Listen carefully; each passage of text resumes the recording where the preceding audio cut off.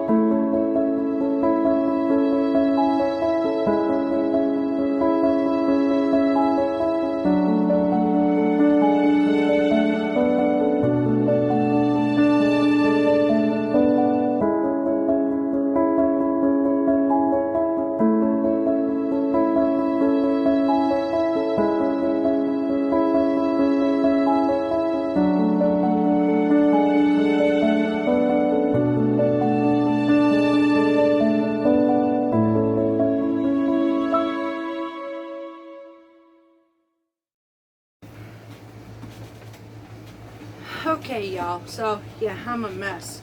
Got sunburnt really good yesterday too. But me and hubby, like I said, we went out of town. We went to Ripley, Mississippi, to one of what I consider the biggest flea market, farmers type of thing that I have ever seen.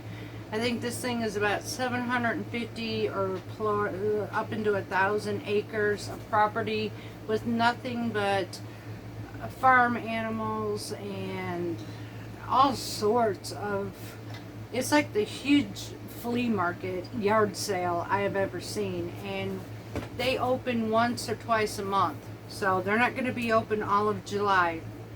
They are open twice in August, and we will probably go at the end of August. But I have to show you some of the finds that I got there. That was a treasure. You know, sometimes how we go to a yard sale and we find that one man's junk is another man's treasure.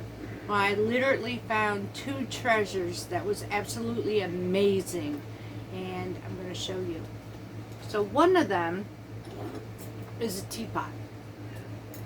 Y'all look at this. It's got a fine sieve. This is a single person, basically, or a single serving teapot. And this teapot usually runs about $30 online. And y'all, I got this little pot for $1.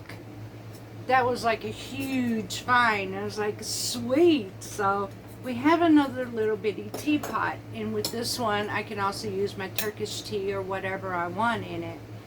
And then the second thing that I found, now this one here is looking for a saucepan. Now, I honestly didn't know what I bought until after the fact. So I bought this little pot, and it's from Lustre Craft. And there's another name brand for this too, and I forget the name what it was. But there's two names to this pot, and what it is, I found out, is a waterless pot. In other words, what this pot does is if I put vegetables in here, you do not add water to it. You just let this pot sit on the stove. You put it on medium, and it creates a vapor lock where this lid does not come off. It takes the juices from all the vegetables that you put in here and draws it out. Same with your meat or whatever. Now it doesn't, it leaves it juicy and all, so don't think it drains it dry. But it has a way of being able to cook without oil or water, should you want to do that.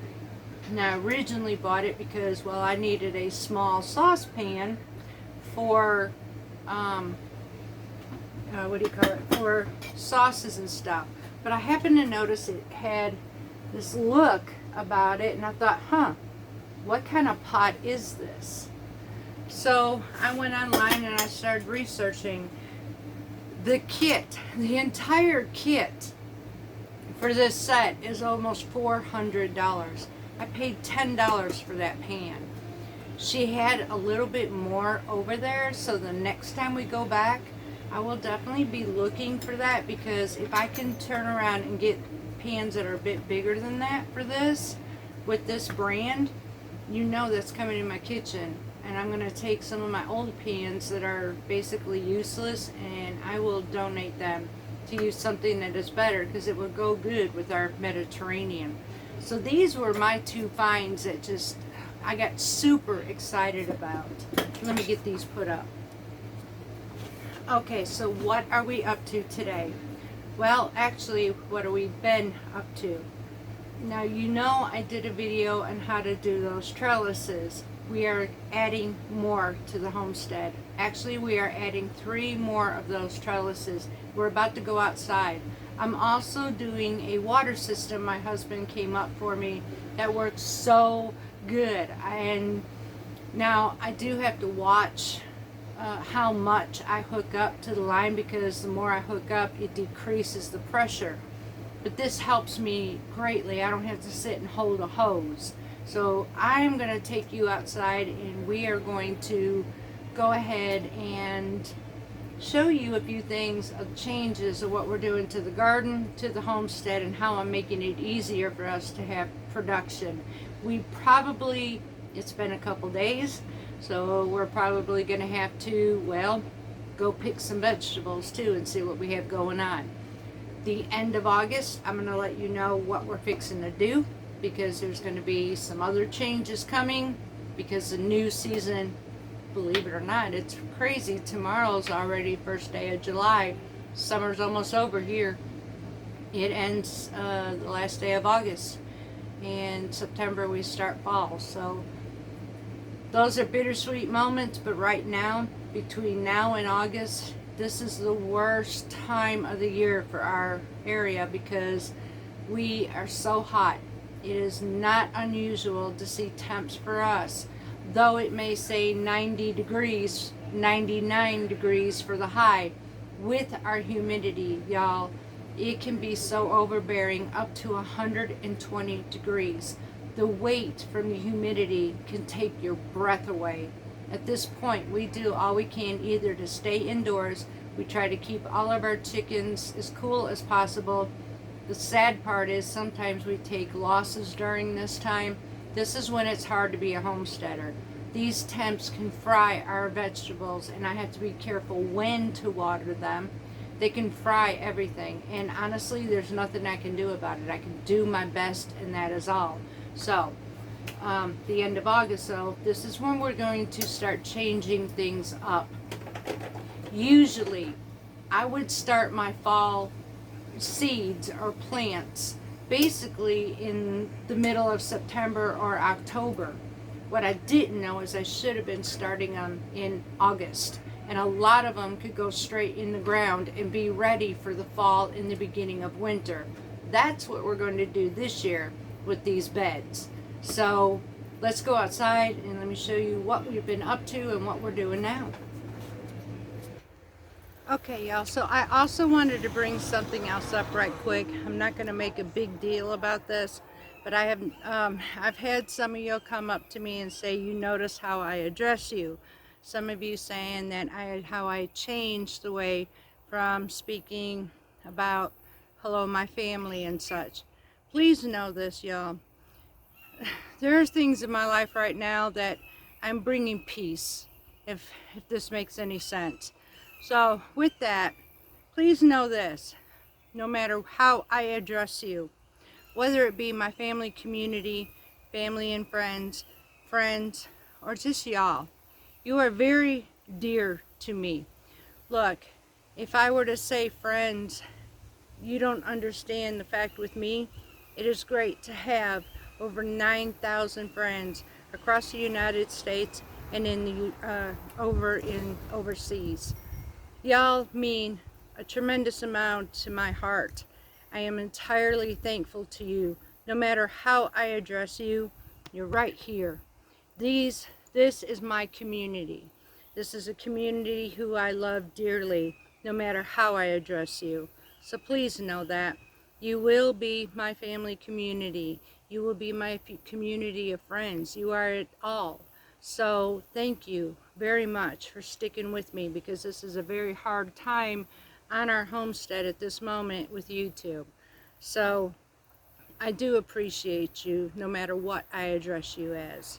So you are mine. I mean, and I hope one of the biggest things I want this channel to do is just be home. A place to open up the door, sit down, relax, have a cup of coffee, nice iced tea, whatever, and just call it home. You know what? This is Parton's Heritage Mediterranean Homestead. This is home, our homeland. So let's get back to work. Okay, y'all, so there is the second trellis that we built. Now we plan on taking those two like that, the same aspect, and we're going to come down here. Let me walk you down here with this.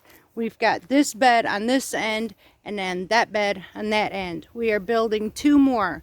We will therefore have a total of 4 of these trellises. The reason for it, when I alternate every year, I'll have where I can grow peppers and tomatoes here, peppers and tomatoes there. I can actually, in the fall and winter, run string line up for my sugar snap peas or whatever else needs a trellis, even green beans. So I thought I'd show you, that is a one thing we are changing here. We just went and finished off the lumber to finish off for these two beds, and it looks like we are going to have to do some harvesting. This weather is taking a toll on some of my vegetables, which I'm going to be pulling, sadly, like right there, and we're going to be actually getting rid of them. So I do have more coming up, babies. So these are the ones that got hit by boar vines in the beginning, so I went and replanted more. So I have a backup, so I'm not worried about these too much. So we'll be cleaning this bed up and harvesting, it looks like, some more vegetables, because look, y'all, we got some cucumbers we got to pick. So we're going to be working out here together. I'm already sunburnt, why not finish it?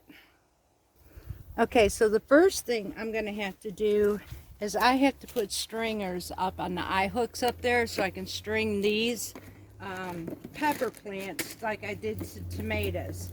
Now what I'm going to end up doing after the fact, though, is taking these hoops, and I'm going to be removing all of these hoops. So I'm just going to take my hooks, which we went and bought these.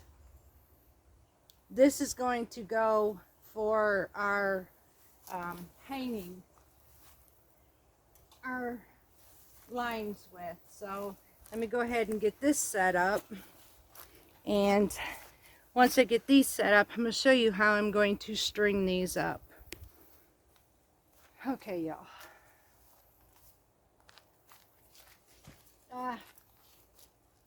It figures each one of these have a line on here. These things here, I'm just going to drop that right there.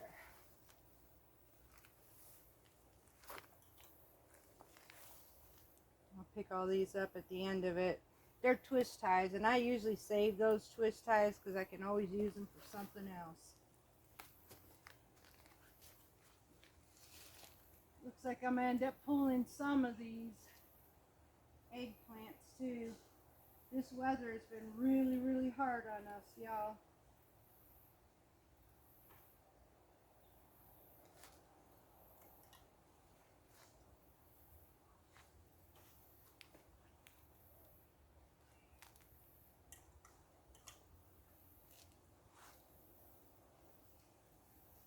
Alright, we're going to go ahead and finish stringing all of this up. Once I get this strung up, we'll be right back. Alright, y'all, so I have to angle this down so you can see how I'm doing that. Next, I'm going to string up these lines, because my goal is to get these removed from this bed. These, from now on, will be used in beds that don't have plants that grow tall that need to be propped up. So I'm removing these and putting them in the beds that absolutely need it. So I am using these clips. They are removable and reusable. I had to actually buy some more though, because about a year or two they start to get brittle. So they're just plastic and they're not that expensive. So what I'm doing here is for each line hook that I have, I will bring down my line to measure from the ground up. So this one's got a little bit too much. One more round. And that will bring me here. So now I will take my plant from the bottom section. I have a piece, let me show you here. It's got a hook right there when you bend it. That bendable piece is where my string gets pinched in here. Then this goes around the base and it clicks right into place. So, and then I release it like that. So now I bring my plant here, take it down as far as I can at the bottom, clip my plants into place.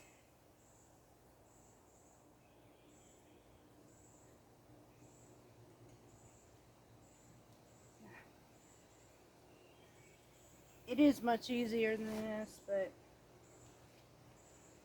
I just have to find the right angle to get this there. There we go. Now I'm going to bring the rest of it from the top.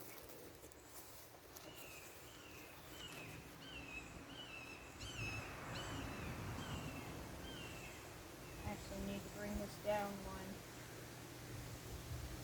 I want to catch it by the branches where it'll hold it better into place.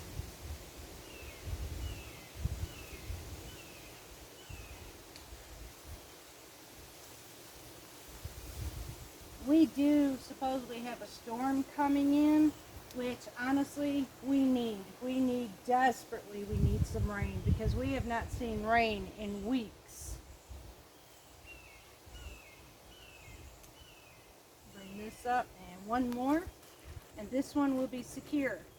Then I'm going to go through the next lines here and work with these, especially the ones that are super big, that they're not leaning over.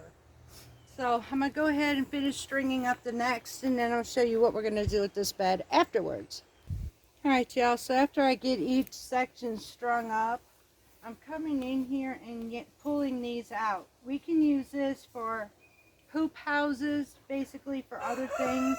Now, we're not getting rid of this, because in the winter time, on the low line vegetables that we have, I can literally put these back in and we can cover them over with row covers. So we're not getting rid of these, but we are taking this out of here so there's more room to grow and work with inside our beds. So now I just set these aside and we'll use them as we need them. And that's that first row. I have 4 more sections to do, and then this bed will be completed just like our tomatoes, strung up and saving our plants, especially during the storm. Okay y'all, so every pepper plant is now strung up and it is actually ready to just grow. And I honestly have to say, I like this system a whole lot better. I wished I could have done this sooner, but no time like the present. This is going to actually save me money in not having to buy stakes or build metal cages and just to run a string down. And if this string gets wore out, y'all, these hooks will last a good long time. So all I have to do basically is buy nylon string, re-thread it, and we're back to business again. These boards are pre-treated, so this trellis will last me many years out here. So I am super excited over these, and I do not regret this one bit. It is worth the money for each trellis. With the rates that is today, it cost me anywhere from $55 to $60 per trellis just to build it with the wood. So honestly, it's worth it, and I will definitely get my money's worth out of this. So I'm going to go ahead, work with the rest of the tomatoes, and from there we are going to have to do some harvesting because I saw some vegetables that need to be picked. Okay y'all, so I'm going to be bringing us indoors soon, but in the meantime I do have some picking. Now I'm literally working on our 5th harvesting of working on these tomatoes. I cannot complain, y'all. Maybe things are not perfect, but we are actually getting tomato crops for the first time ever. And I am actually going to be putting, without having to buy this year, San Marzano's homegrown, so much better flavor in our pantry. Who can ask for more than that? I don't have to have perfection. I just want to be able to get that food on my table and have it homegrown and do the best that I can, even in the hard times of our weather. So I'm going to go ahead and finish up all these. We have this, we have cucumbers, we have green beans. Once I am finished with everything, I will show you our harvest of what we have done. I also have to check my eggplant because our eggplants are starting to form. Thank you, Lord. This is the first time in 5 years we actually have eggplant. So if anybody were to ask me, am I disappointed in these raised beds? My answer is no. As a matter of fact, I would probably do more. So we'll be right back. All right, y'all, so the harvest. Would I do these raised beds again? You tell me after you see. There's this little basket. Well, that's not including about 3 days ago that went along with this. These are San Marzanos from the raised bed. I have yet in 5 years to be growing have that much tomatoes. Now, same thing, raised beds. This is my basil crop. Once again, we picked from that. These will be put in the fridge so we can make some fresh sauce. Y'all, I'm so stoked. Our cucumbers. This is not including what's already on our table and what is still on the vine. This is the first time in 5 years we got to actually say we can have an abundance of cucumbers just by a few plants. And once again, these are our green beans. And that's not including the gallon I have in my refrigerator waiting to be canned. This, y'all, hold on a second. Now I am going to warn you here, hold on. Sorry, y'all, I'm trying to adjust it, and then with this light, I am a mess because, well, it is hot outside very much still. I am sweating, but you know what? I'm not complaining. Y'all, I am beating the heat because the sun is cooking our tomatoes. On top of that, we got birds and we got bugs seeking everything they can for moisture as well, including honeybees, because frankly we're in a drought. They keep telling us we're going to get a storm, we'll hear the thunder, we'll get a sprinkle, and that's all we're getting. So this is the reason why the next step I'm going to show you what we created to help keep these plants watered. I also forgot to show you the harvest of our cherry tomatoes. Yes, y'all, of our cherry tomatoes that we have growing from the front of the house. So again, would I do raised beds? You know, I have had many different ways taught to me, spoken to me, trials and errors on things that we tried and failed on. But this time I sat down and I, be honest, I asked God for his leading and guiding. What do I do? And it wound up being for these raised beds. I am not sorry I did that. I am very pleased the fact that I listened to what God said, and though it was not cheap, it was well worth it. Y'all, I am actually being able to do what I've wanted to do since I started this 5 years ago. And that was to be an actual homesteader who is sustained by their own crops. So we're getting there. We are absolutely getting there. So let me take you outside since we had you charging up a little bit and show you what the next step is and how through this bad drought and heat, how we're keeping our plants watered. Okay, y'all, so on this now empty bed, this was the squash and yellow squash and zucchini bed. Y'all, these plants went south bad. So I finished picking them. I have some new batches growing, so I'm not fretting over it. Honestly, I can also go to Ripley's and buy abundance if I need to.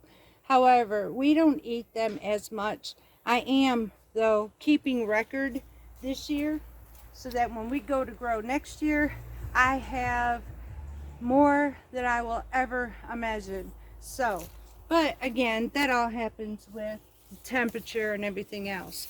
So, the purpose of this raised bed is a demonstration to show you what my husband built, as we are using irrigation line. I believe this is in 1/2 inch. And what he done was he put a cap on one end. We have a hose connection on the other end. And with a Dremel and a bit, he went from one side of this hose to the other side of this hose. Now, how does this work? I'm about to show you.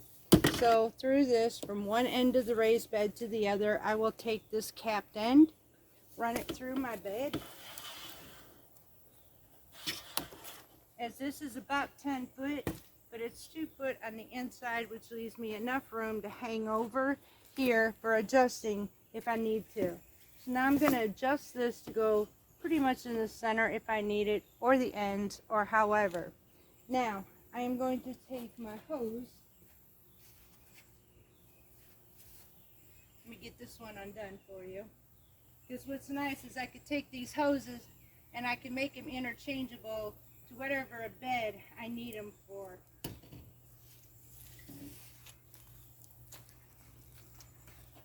Oosh. Alright. So now I'm going to take my hose with my cap, or my connecting end on this side.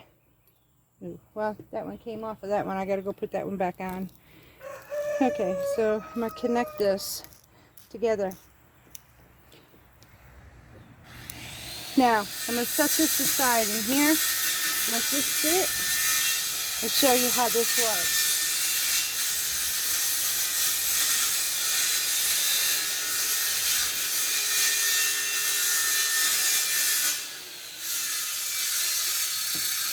Sorry about the sawing, y'all. Hubby is building a chicken tractor, so I'll be right back. I apologize, y'all. I didn't catch that in time. So now, like I said, I'm going to now go get my valve. We're going to turn this on.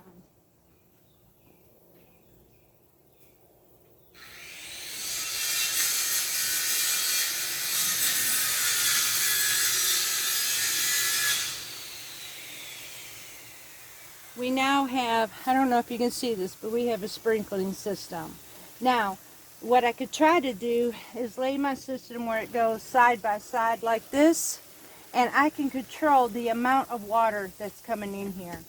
Or I could leave it where it comes up and down, and it's going to water this bed and all the plants. So this becomes now a soaker hose in a different format.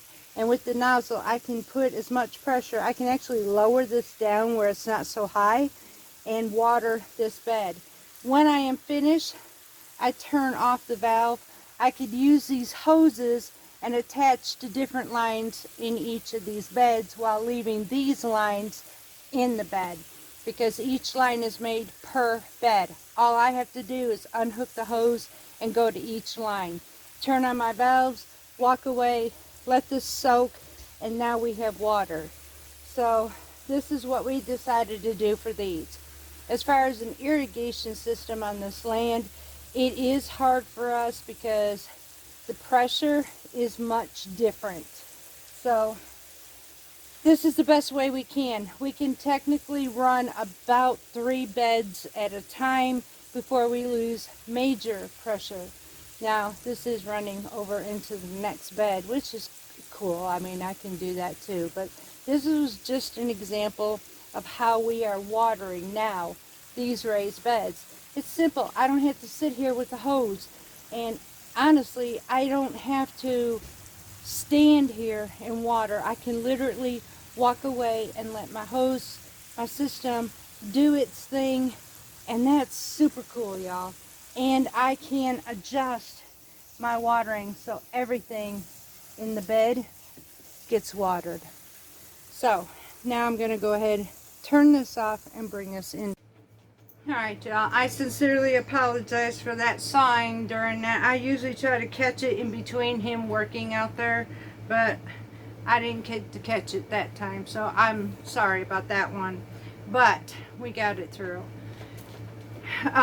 Now, when do I water? I absolutely do not water during the heat of the day, and to us, that would be about 3 o'clock in the afternoon. That's when we reach our peak. So I will wait till after 5 p.m. when the sun comes down, or first thing in the morning. I'm actually leery about first thing in the morning because we are already at that point about 70, almost 80 degrees. And so I worry about the sun in the morning.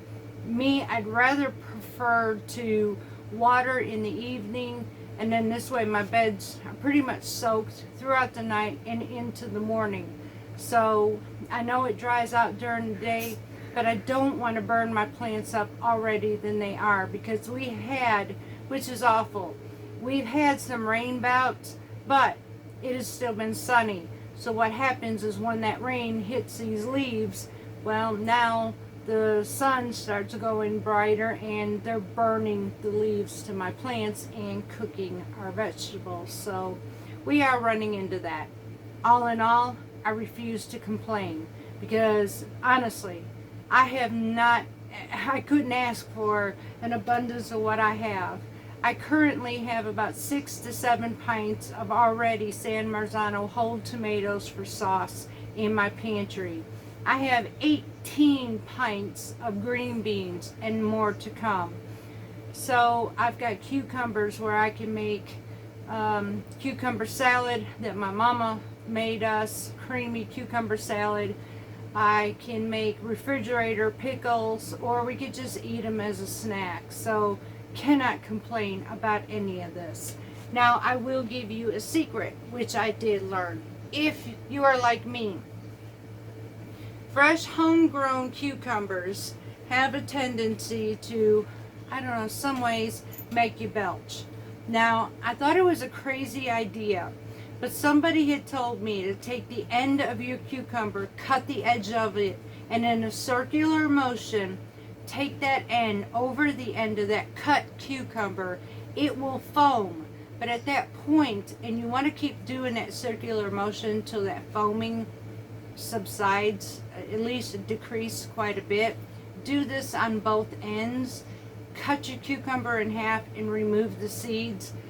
It has actually worked for me, and I've not, thank you Lord, belched basically eating fresh cucumbers that way. So if I'm hoping that little tidbit helps, because sometimes it can be a pain in the butt, and especially it can promote heartburn as well. So that was one ways that I've been learning about being able to eat cucumbers again. So that's it, y'all. We'll wrap up for today. We do have some stuff this week we're going to be doing. Tomorrow I'm going to be at the dentist, unfortunately, all day, and to find out, this is not my last visit. It is rather getting annoying, but I have one more, and from what I'm understanding, and I do not know when, but that should be my permanent. We'll see. Then in the meantime, they're going to have to reline these, because these are getting so bad at being so big in my mouth. I can't even hold them in anymore. So we're going to see about getting that fixed. But in the meantime, y'all, I am going to go ahead and get this all put up and get it ready for this week for canning and fresh food. And also I'm getting ready to cook our supper. I love each and every one of you dearly. I hope you enjoyed being out on the homestead with me in this hot summer day. And I hope that you were able to, if any of these tips or things that I had done today helped you. So until next time, much, much love from Parton's Heritage Homestead.